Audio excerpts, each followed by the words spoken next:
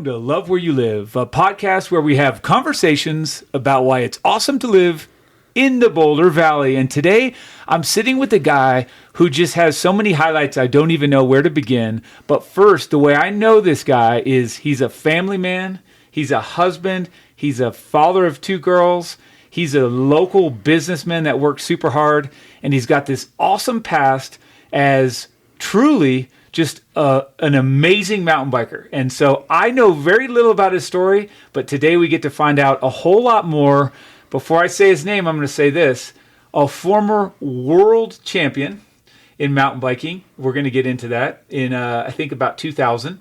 He's also this is so cool, in the Bicycling Hall of Fame and the Mountain Biking Hall of Fame. So just chew on that for a second. Also, early days innovating on the mountain bike. This guy, his name, Myles Rockwell. Thank you for joining me, Myles.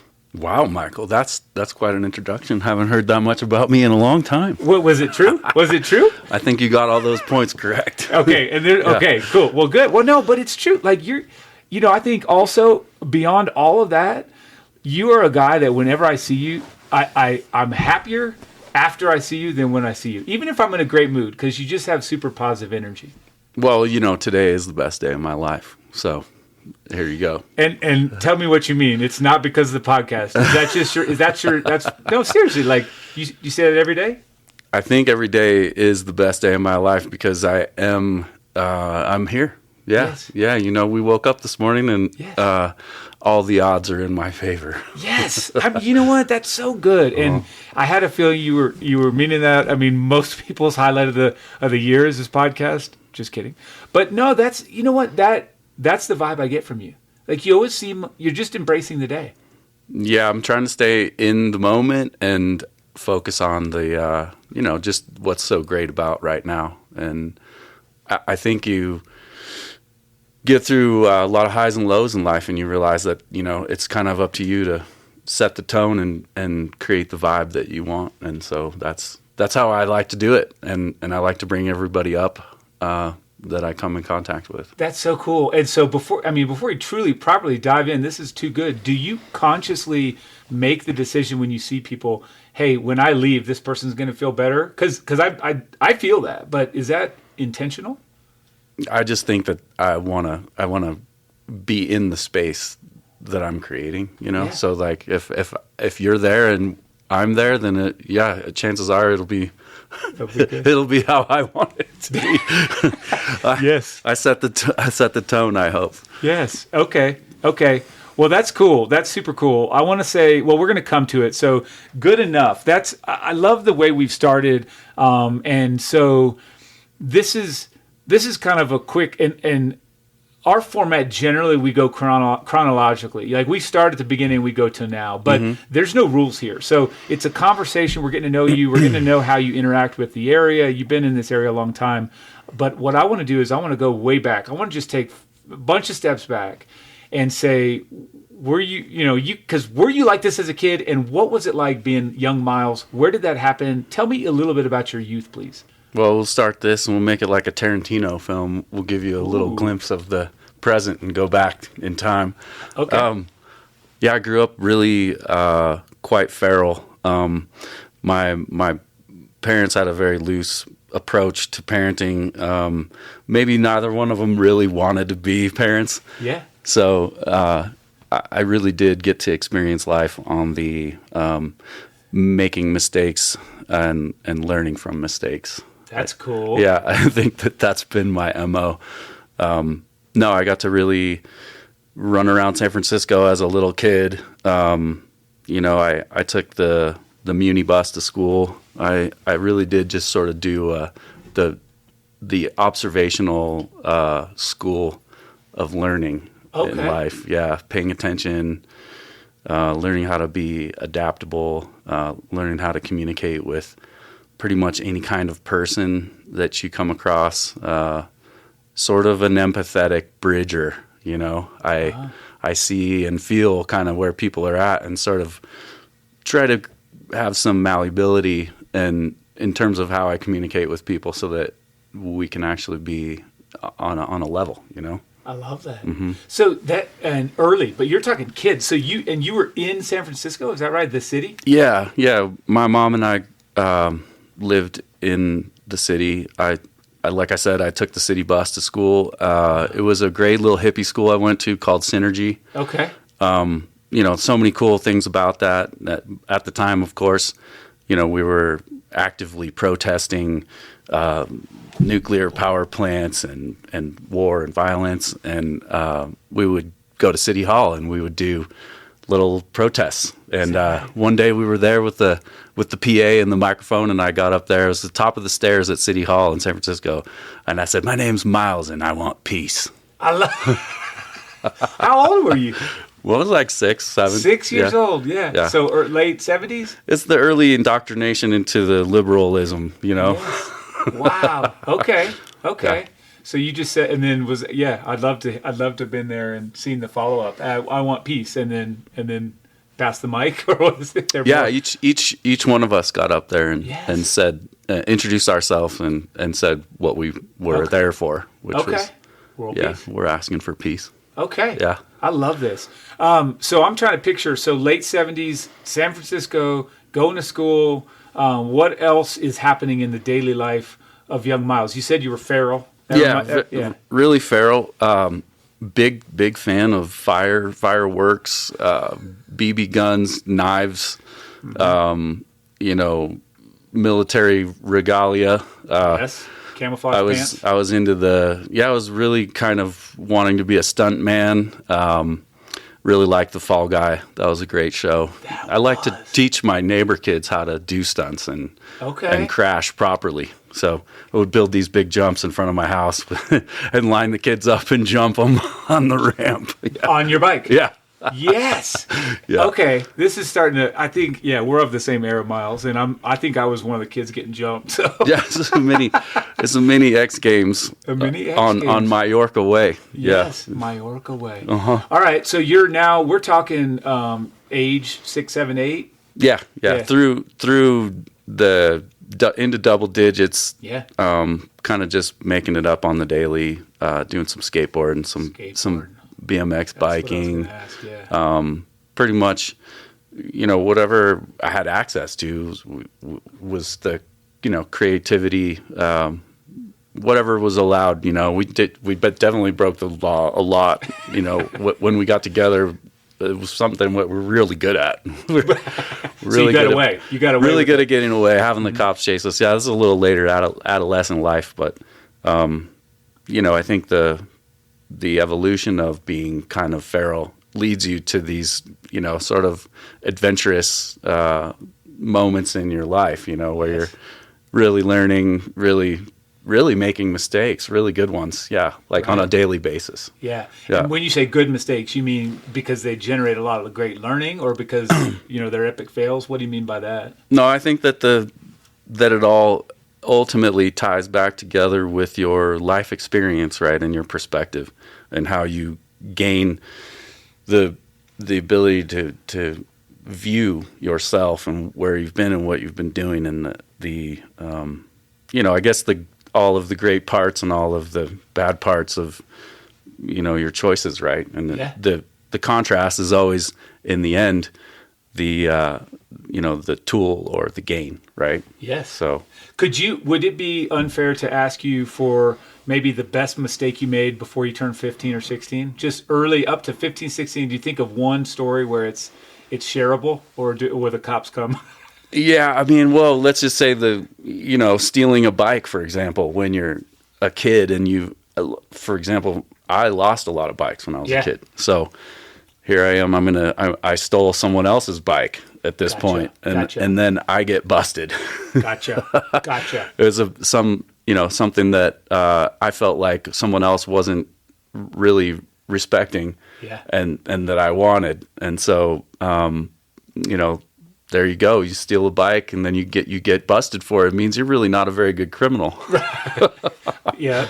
So okay. So I think really in a nutshell, I'm not a good criminal, and I have more of more of an empathetic side than I do a criminal side. Yeah. And you said that, and to talk about empathy early, and also to be aware of it at that age or stage, is unique.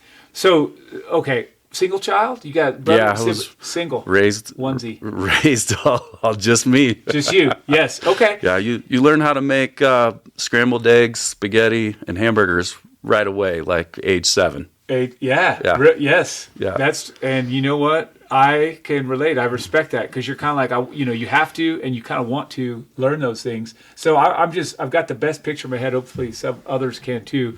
But now, aside from skateboarding and dirt biking, are you drawn to any other sports or activities, or what's it look like outside of school for you in those early years in SF? Yeah, I mean, for me, it was really into the ninja street bike, or whatever the kind of most recent motorcycle technology was. Totally. And I think my real attraction was mastery of these really, really dangerous skills, right? Okay. Being able to ride motorcycles to the limit, bicycles to the limit.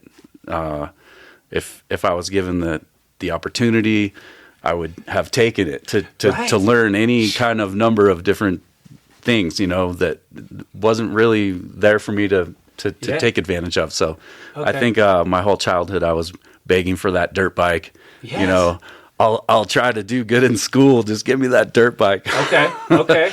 And oddly enough, you see that if you're occupied and you are content as an adolescent, you're going to probably focus heavily on those things that you have that you love. That's right. Instead of kind of figuring out some other alternative things that entertain you and, are a little less productive long term. Understood. Yes, sir.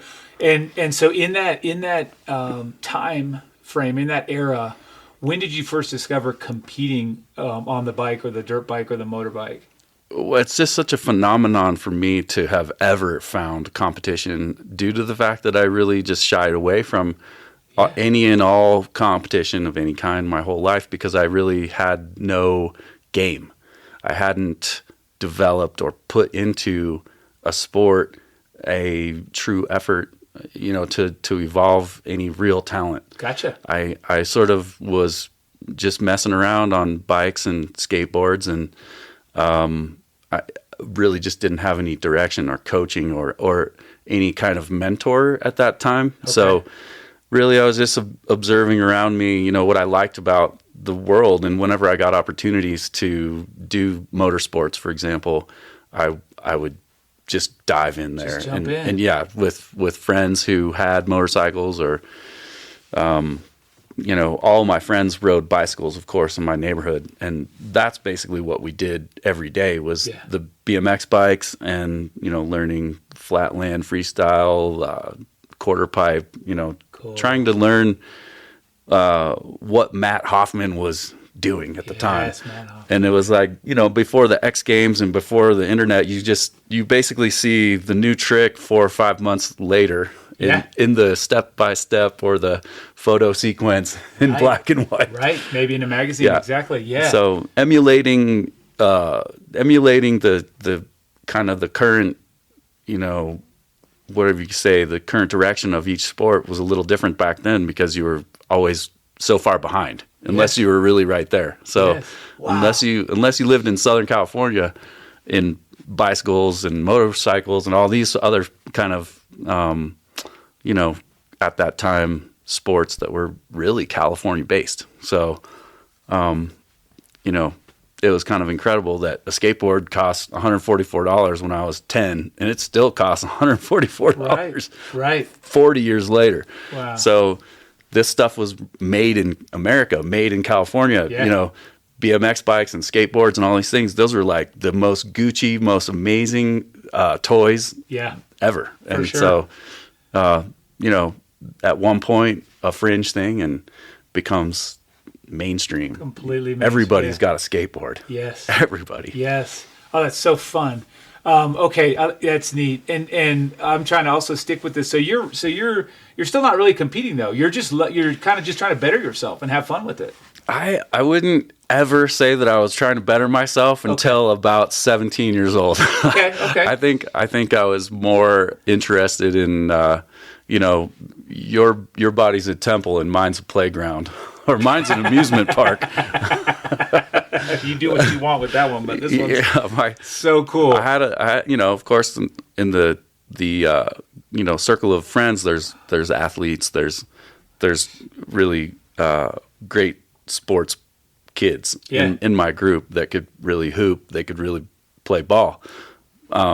My thing was really just I'd been on two wheels since I was a little kid, and my real development of talent didn't occur until I turned about 17 or 18 years old. So I really never realized that I was good at anything until like one day when I'm out there on my own, and I've been around a lot of teenage kids at this point, and they've showed me so much that, where I'm not, what I can't do. Right. So there was a guy named Seth Langwell, and he was an amazing soccer player and basketball player, but this guy could ride a mountain bike. Like, he was born on a motorcycle, and he would show us how to do it every day. And watching him ride wheelies and jump off cliffs and do all the stuff that he did back then on a 1982 stump jumper. Right. You were like, wow, I could do better. That's cool. And he was a little older, a couple years older? He was a couple years older than me, and I mean, he literally taught us all how to do it. That's so cool. Yeah. Wow. And so 17, what made you decide to see if you can get better? Just that? Well, it's a really odd, evolution of becoming a man, where you to yourself that you're not very satisfied with who you are at the time. This is just where I was. I was not really putting in any effort into myself, right? Like zero. Okay. Like, totally, like I said, your body's a temple, mine's an amusement park. There you go. All we did was smoke dope and smoke cigarettes and take acid and mushrooms and whatever else. So, I was at a good stage to make this shift. And of course, consciously, there's a part of you that knows where you're going and what you're doing. It isn't right, and it doesn't feel good. And it's only about how it feels to you in truth when you're by yourself, in your bed at night, right? Thinking about yourself, and are you happy with how you're living, Yeah. And so I wasn't really all that happy with how I was living. I was just getting in trouble all the time, and I was in this, probation situation and drug tests and, these kind of hokey rehab kind of things they put you and make you do when you're a teenager for smoking pot. It's sort of a way to teach you how to be a better manipulator and how to be even a better drug addict, by way of don't show these signs. Don't appear to be a total fuck up.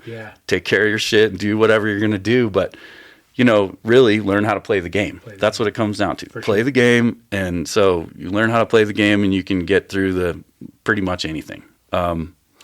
So there was a lot of practice with that as a teenager. And I would say that the first time I ever had to lie was I had to lie to my parents about not watching television. So I try to not do that to my kids. I try to not put them in a place where they got to tell me a lie. Right. Just to keep everyone happy. Sure. So instead of putting all these rules on all the things that your kids are going to do anyway, and have them fear you about doing them, is kind of fucked up. It creates a dynamic where you really don't feel that you can trust your parents, because even if they tell you, you should tell me when you have a problem, or you should come to me when you need something, and really all you've ever gotten in trouble was for everything you ever did. So right. There really hasn't been an establishment of any trust at all. Yes. So that was the thing growing up with my dad, who smoked dope, and then he didn't teach me how to smoke dope or what it was all about. So really being able to pass on the wisdom to your kids and the truth, and not have to live in a series of lies about all of the things that you require of them. Right. So, yeah, I agree. I'm trying to maintain the trust with my kids instead of create the dynamic where they can't be honest. Yeah, where I So 100% agree with you. Yeah, you can alienate your kids real quick. Yes, with a number of different methods. Yeah. And that's a very good explanation of how not to do it. Yeah, but I mean, so we come back to me at 16, 17, and I'm walking down the street. I'm going to a party, and this is a spring evening. I see someone across the street, and I say, "Hey, can you buy me some beers?" Yeah. And this guy's walking down the street, and he looks at me. He's like, "Yeah, I'll help you." And so he gets me a couple beers, and we start talking, and I'm walking the same direction as he is to go to the party. And I end up not going to the party because this guy's actually really interesting, and he has a lot of cool things to say. And eventually he tells me, "You need to get your shit together." Wow. And this is like a guy who looks like a street person. Totally. And, I think pretty highly of myself, but realized right then that, the way I feel inside is obvious, that it's visible. Yes. I'm not okay. Yeah. I'm kind of a fragment of what I could be. And so I, oddly enough, just really took that to heart and found a moment to just withdraw from all of my social sort of outlets. I got a bad cold and just decided, okay, this is it. I'm locking the doors. I stayed in my house for 2 weeks and didn't come out until I had a plan, and that plan was to do my homework, go to the gym. No shit. Totally changed my life. Wow. Uh-huh. And do you know, that person's name? Do you? Oh yeah, this guy's name's John Johnson.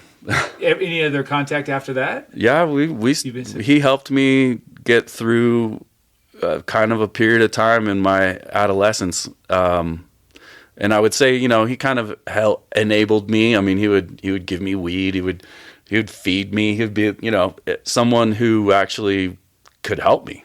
Wow. And that is fantastic, though, that you made that major change, a shift from a sort of seemingly at the time chance of interaction. Yeah, it was really sort of a divine moment where I really just kind of got a grip on what makes me feel good, and what makes me feel good is having my body where I want it. Yeah. Having my responsibilities taken care of. Okay.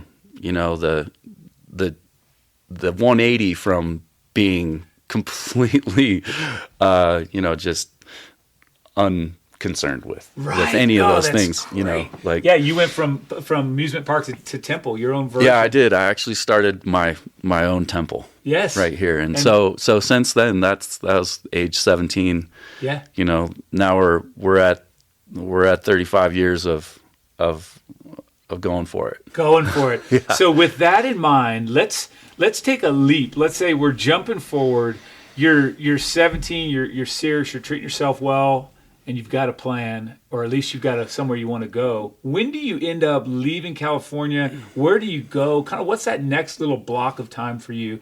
And obviously I start with the punchline. Yeah, well, world champ. So how are we getting there? The plan was, there was no plan yet. It was just to get a little bit of footing, in terms of having a sense of self and having a sense of actual real self-esteem, right? Okay. I actually feel good about me. Yes. And so at that age, that was such a nice thing to get to feel. And I had the bike in the back pocket my whole life. I rode the bike every day. Yeah. My whole life. And so this point in time, I've got my body kind of under me. I'm developing strength, and then I've got this like click where coordination and my strength and my lifelong relationship with my bike actually all culminate. Yeah. And I realized one day, I'm by myself, and I realized one day that I have it. Nice. Yeah, I had been practicing this particular downhill, right? Kind of on a regular. And so there was a day where I just realized that I was floating, and yes. and I really wasn't touching the ground much. Wow. This is so cool. And I think that's what I told my dad that day. I go, yeah, it's really easy once you just start to float. Yes. Dang. Okay. And that was... and that's kind of abstract, right? I'm floating. But what it means is like the tires aren't really touching the ground very much because the seat or the vibration or the rhythm of the bumps and sort of the feeling of floating, right? So it's, momentary. You're floating, you're grounded, you're floating, you're grounded, right? Yeah. But somewhere in there is this weightlessness, right? That's ridiculous. And it was pretty cool when you like tell yourself, damn, yes, you just did that. That's it. Yeah, self-belief comes up, high five to yourself, you're fired up. Okay. Yeah, so the pretense of Marin County is like mountain biking is kind of like our sport. We of course. This is sort of in my visceral self, right? Yeah. That, I'm an extension of this legend. Yes. That downhill in Marin County is repack, right? Repack downhill was the first downhill in America ever, blah, blah, blah.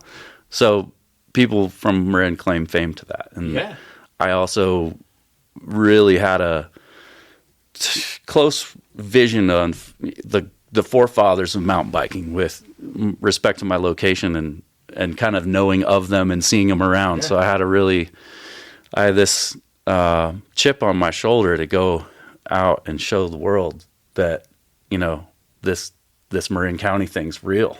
And like, I don't know, somehow here's what happens. One day I'm perusing through mountain bike action.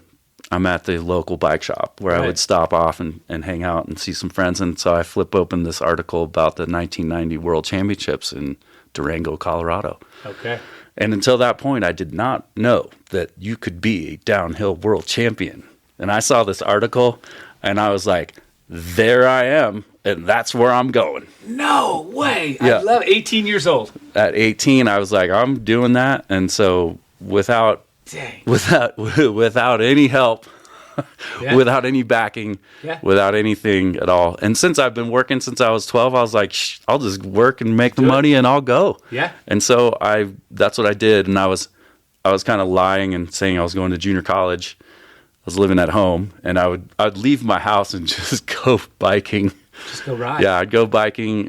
There's a period of time where I was in class, but I'd just be staring at the mountain because Mount Tam was right there. Right out the window. It's really the only mountain there. Yeah. And so you're going to go ride it. And so like I realized that school wasn't really for me. I kind of already knew that. Yep. I wasn't really doing anyone any favors by being there. I was just sort of killing time and knowing what I wanted to do felt so much more legit than than messing around with prerequisites and really low level classes that, for me, my world had nothing to do with a desk. And so that's still the same.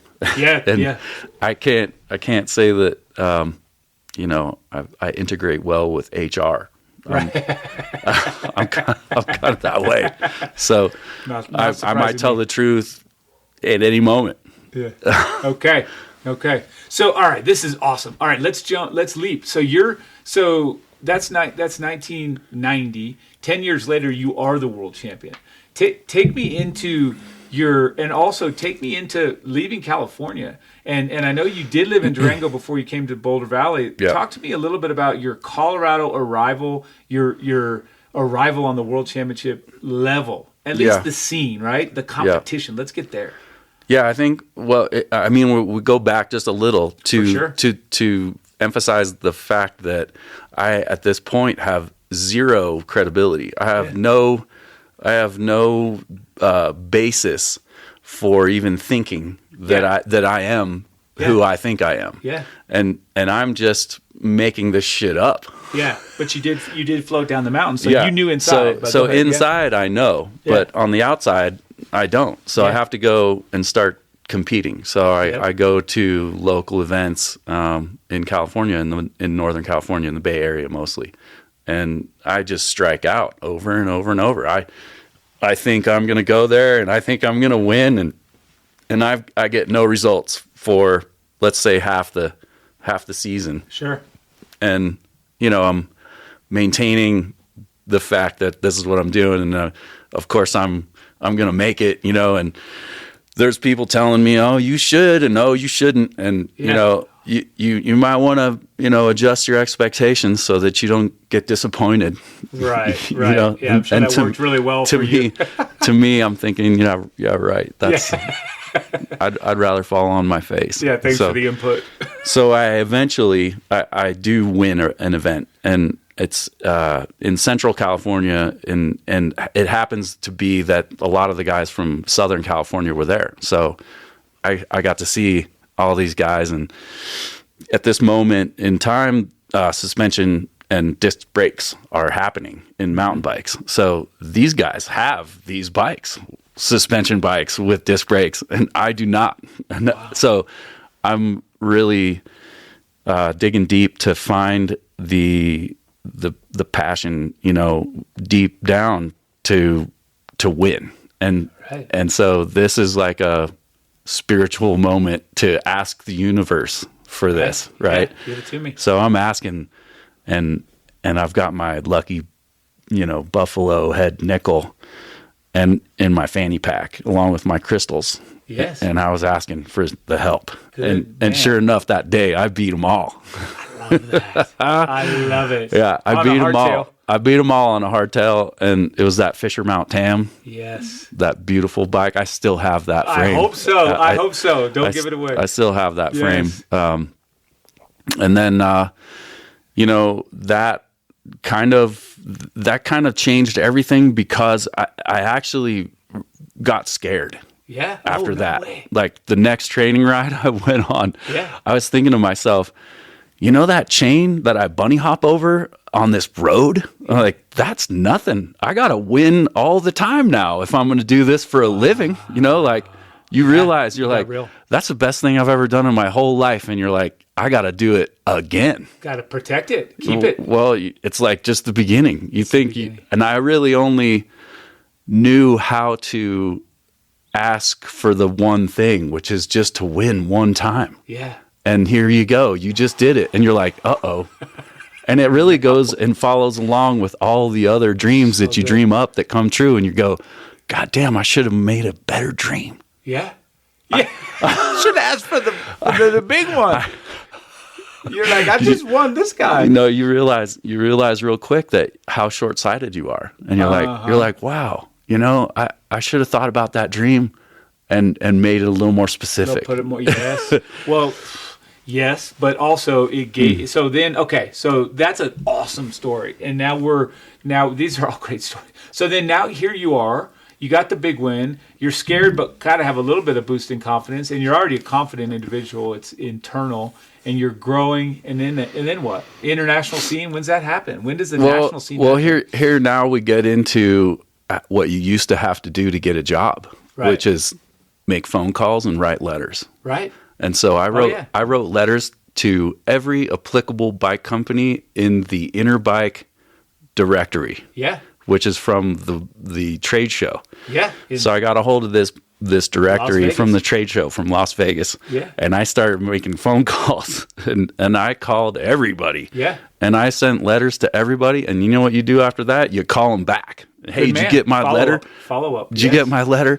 And I seriously, I didn't get a single call back from anybody except for Keith Bontrager. No way. Keith Bontrager actually talked to me on the phone, and he said, man, you know what? I really don't have what you need. And to this day, I thank him for that. I'm like, dude, you actually talked to me, and no one else would talk to me. Wow. And so it wasn't until a whole another year went by before I got any real support. But what I did get from some of the local guys was some help with a sponsor, Sure. which unbelievably was Boulder Bicycles. No way. Out of Lyons, Colorado. No way. Boulder Bicycles sponsored me, kid out of Fairfax, California. Wow. And later on, of course, we pay a visit to Lyons, myself and my two buddies who also are sponsored by this guy. And so really this, what would be the 1992 season, found myself and two of my really good friends on the road together.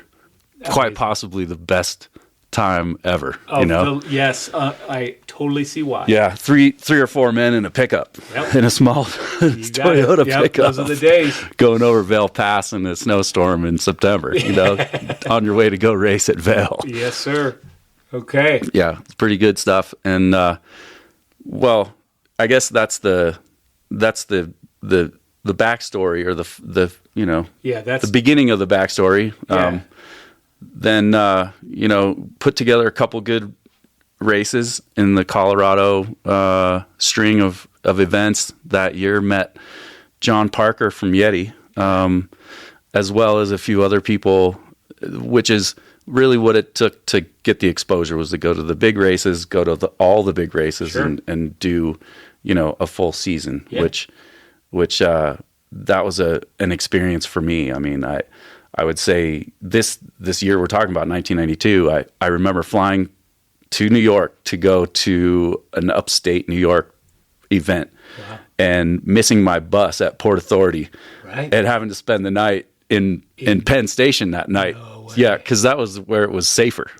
Safest spot to spend the night. All the dudes are like, "You got to go to Penn Station." They got cops there. You're like, I won't get in trouble. Okay. No. So and you go to the. Imagine you're 19 and you're going to an event and you don't have a credit card. Yeah. You got $100 in your pocket. Yeah. You got some cash. That's all right. you got. That's right.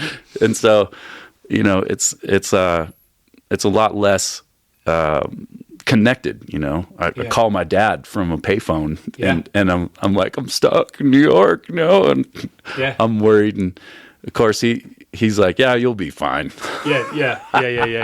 Don't worry. Look at the big picture. But that night in Penn Station, every cliche about New York came to life right in front of me. Right there. It was incredible. Yeah. It was an incredible night.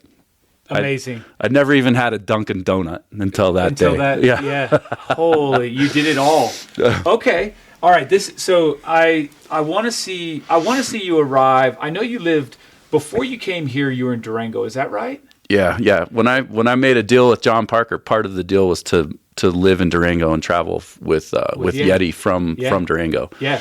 And so you got now you're Yeti. You're growing. You're expanding, and you're in Durango. You're racing, and we're approaching. You're having some successes. I mean, I have to hear just a minute at least, because otherwise we're going to do chapter 2. We're going to get you on for a second show. But tell me a minute about what it is like to win a world championship. Most of us haven't done that.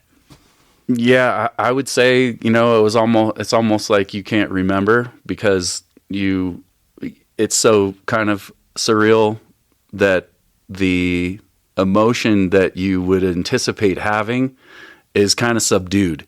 You're kind of like, when a dream happens, you're kind of taken back, because you don't really kind of fully grasp how that's going to affect your life, or that you've actually been trying to do this for so long, for a decade.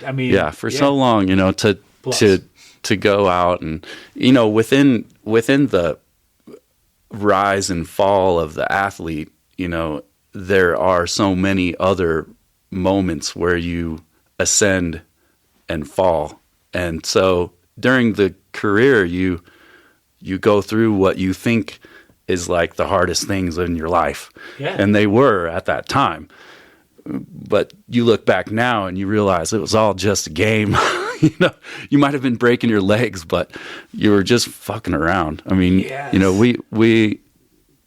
I mean, to win the worlds, I think it was always a thing with my dad. He was always like, yeah, you know, when you decide that you're going to win, you know, you can do it. Wow. And I would look at him and be like, what do you mean when I decide? Yeah. I'm like, I can't control that. I can't control all these things, which you can't really, but you are going to find yourself in the position. Yeah. If you've done all that work Right. to get there, you will have the opportunity. And so I had the opportunity plenty of times. I should have probably won that race 5 times if you ask me, and just didn't know how to harness the pressure and turn it around into realizing that this is my game. Yeah. You know? Yeah. Like, this is me. Yes. I'm not like adapting to it. It is me. Oh my God. You know, so my favorite 2 minutes right there. The event and winning the event was just based on getting off of a program of trying and getting back to the trust that I always had in myself. Right. Once I realized I could do it, it was a thing that you forget, and you keep thinking like you got to do something special every time, or you've got to change something, or you got to be better. But I found that what made me my best was not trying. Yes. And actually just doing, being confident that the person I believed in was capable of that. Yes. You know, like to forget that you've got to do something special, but just to be yourself, and then actually enjoy it.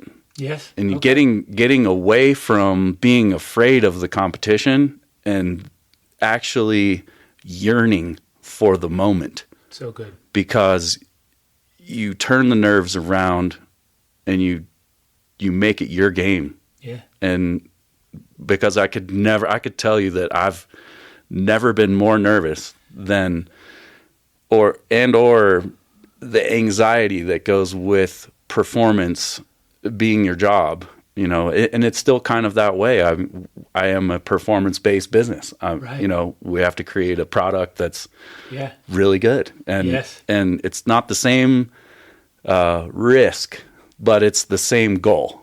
There you go. Hey, well said. Honestly, that's so cool, and really an answer surrounding a world championship victory that I didn't anticipate, and I really do say that was a super cool perspective, and having seen high level competition on both sides, I really can appreciate and process that. I think that's wonderful. Since you segued right into your business now, I want to stay there for a second because this is cool. Now you're in Boulder Valley. You guys are in Erie. Yeah. Your family's here. You got a business, Rockwell Renovations. Yeah. You've also got Rockwell Ride-Well, right? This is still going, your foundation. You guys started it? Yeah, the foundation we put on hold during COVID, but we created 303 Dirt. 303 Dirt, yep. With a partner, Guri and Blattman, and we still run 303 Dirt out of the Valmont Bike Park, and we do summer camps and we do after-school programs. So that is super cool, and I think there was a moment where I was going through an exercise of what would I do. You know, of course, at that moment, I was feeling quite poor. But what would you do if you had all the money? Right. And I realized I would do exactly what I'm doing. I would want to build. I would want to work with kids, and I'd like to write a book. Okay. So I worked on the book a little bit. Took a year off when my first daughter was born, and so I have this start. I have a start, but I haven't touched it in like 12 years. Yeah, yeah. So yeah, life changes so much, and talking about something that happened 25 years ago, you know, my world championship, that's it's so far from my day to day that it's a real treat to actually even get to indulge. Oh man, it's little. It's a treat for me too. And I wasn't kidding. I'm only putting the tea right now on that side because I feel like we could stay there for another 30 minutes. And I think because I love those stories, and I think that for me, what's also fun in having you here is talking about with that past, with that upbringing, with that formation that you've shared with us, the pieces you've shared with us, to come to now what you're doing and how you interact with our area, our town, and what's unique about it. And your business, you're not behind a desk. You're in there creating awesome stuff with your company. I've seen some of your work. I've seen some of the people you work with. You do great stuff. And then you're also working with your passion, the kids, the other passion, the biking, the kids. I mean, I just think it's super cool, and I kind of want to discuss, that a little bit more, if that makes sense. So, all that to say, tell me a little bit about the RR. Tell me about your logo here. Tell me what you got going on with the biz, and what's some of the fun projects we can see around Boulder area. Yeah. Okay. So, I'll just start here. I got into carpentry and woodworking because I owned property at the time that I wanted to develop. Okay. So, having been a bike racer, I was lucky enough to acquire some investments. I owned some rental properties. Okay. I owned a couple of vacant lots. Oh, good for you. That really everything pointed in the direction to be a developer of some sort. Like I said before, I've been working since I was 12 and had done really a wide range of jobs. Tree work, landscaping, carpentry, all different types of labor, moving pianos, moving furniture, like you name it. So there's a lot of subtleties to each one. And so, going into it, it wasn't just to be a job, but to be a training, on-the-job training, which is really what the trades are. And you are able to make a humble living while learning a valuable skill. Sure. So, yeah, it's a long struggle to go from the bottom to where you have your own company, at least for me, because of my need to be absolutely certain that I know what I'm doing, and that I'm not pretending like I see so many others do, because this field of work lends itself to investment types. Sure. And so there's a lot of investors out there. There's a lot of people that do this type of stuff, but didn't put in the real work to learn the truth behind all of the steps that you take to make sure that things are done right. And so it's a huge amount of patience involved with learning these trades and learning the biz. And mostly in the end is what's most effective is the ability to communicate. And so the ability to communicate with your client and with your people is 100% how these projects get done correctly, is constant meetings, constant, reconfirming schedules, reconfirming directions, reconfirming designs, reconfirming, over and over and over. So that's probably, like I said before, like in my childhood, I learned this ability to talk to anybody. Yes. Like I could talk to anybody and find a common ground, or at least a tone that works for everybody. Yeah. And so for me, I'd say that my, having put in all of the work that I have, 20 something years of actually working, like doing the labor and doing the jobs, and slowly shifting into managing people and doing the jobs. And, now doing my own business, I'm learning how to manage my clients and how to make them happy. Yes. I think that's making my clients happy that's my goal. I have a huge connection to the quality of what I do. And so I would say, Boulder has given me the ability to believe in the possibility of running my own business. I mean, I've been self-employed since I was 17 or 18. Right. So, I've been relying on myself and my own product for the last 30 years plus. And I think that does say a lot for the type of person that you have to be to navigate all of the challenges, right? I agree. It takes a lot of drive, and I think anyone can do it, and I don't think there's any other way to live. Oh man, so true. That's wise words, Myles. And I think just to kind of validate or close the loop on what you said, and you're very polite about it, but in our business, we see a lot of flips, we see a lot of renovations, or we see some shoddy work, and we've got an eye for recognizing the difference between a job well done and the quality that you're talking about, and then the way you politely described some quick, some rush work, and I think it's amazing the way you present that and approach that, and respect that, and your communication skills. 100%, I can see how great you are at that, because you're a great communicator. I could see how you can do an awesome job with connecting with people on their levels. Yeah, I mean, awesome. Some of this is construction psychology. Yeah.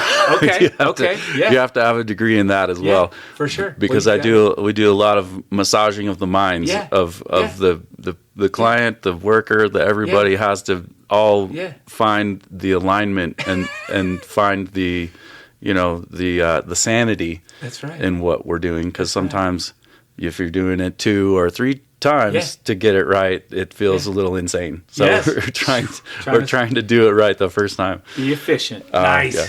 Well, all right. So this is just for fun for me. Tell me, you still ride the bike? Absolutely. Tell me about where you like to ride. What's a favorite thing you do? If you had afternoon or morning off, where are you going to go? I would just say, like, my recent routine has been a couple of yoga classes in the week, trying to keep that mobility. Smart.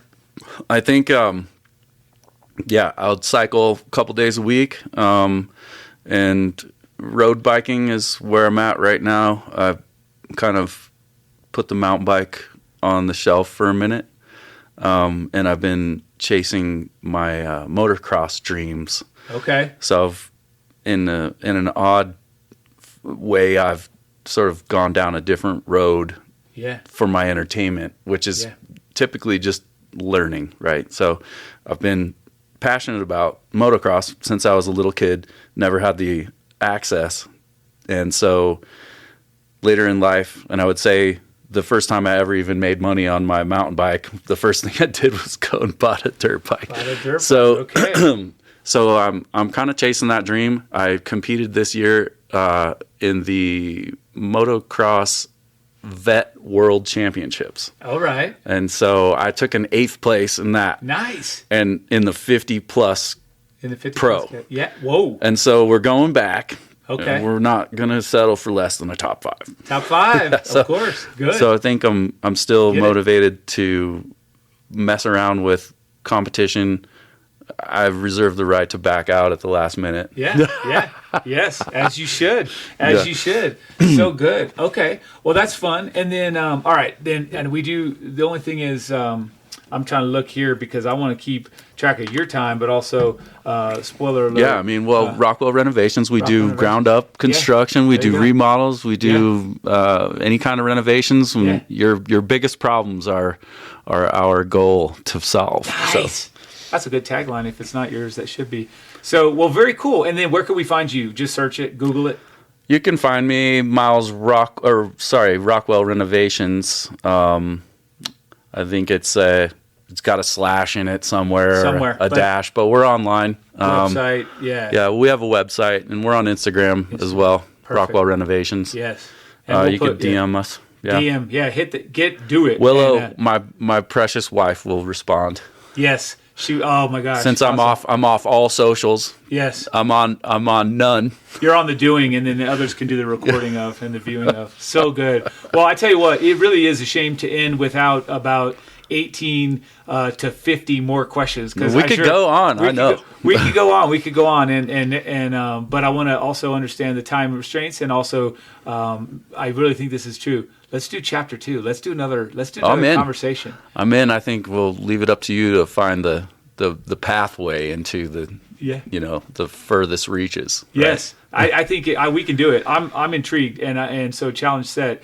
Myles, it's been so fun. I think that I sent you an outline, but really much of the outline was not covered because there's just too much good stuff in your brain that we got to talk about. So thank you for that. You bet. I'd love to come back. Yeah, we'll do it. And this is, again, we love it. We talk about Boulder. We talk about the amazing stories and the people that live here. That's my favorite thing about doing this. We didn't even podcast. get to talk about Colorado, hardly. I know. Or Boulder. I know. Which is why we're going to do part 2. Yeah. So we're going to do part 2. We're going to follow up. Folks, if you want to know exactly how Myles Rockwell interacts with the Boulder Valley, I do. And we're going to catch that on episode number 2. That's a promise. You'll be the first returning guest. Wow. And so before that time, I want to encourage you guys, as we do every week, before the next episode, go out there and do something that you love.